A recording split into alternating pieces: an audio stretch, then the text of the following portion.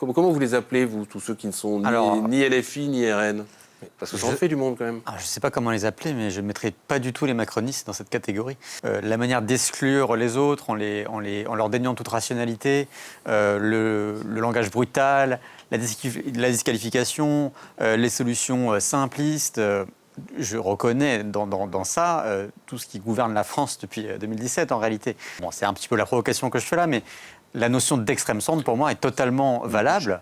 Ni les LFI ni le RN ne se perçoivent comme extrêmes. Comparons LFI, le programme d'LFI aujourd'hui au Parti communiste dans les années 60, le programme d'LFI est beaucoup plus modéré. Le RN a largement ripolliné son programme. Aujourd'hui, le programme du RN, alors on peut le qualifier d'extrême droite.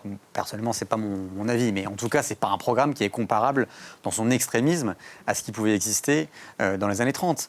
Et aujourd'hui, force est de constater que le macronisme, dans sa manière de gouverner, a quand même parfois eu recours à des procédés un petit peu autoritaires. On se rappelle la répression des Gilets jaunes, on se rappelle que sur les libertés publiques, parfois il y a quand même eu des procédés un petit peu autoritaires. Il y a eu une manière de, quelque part, gouverner contre l'avis de la majorité.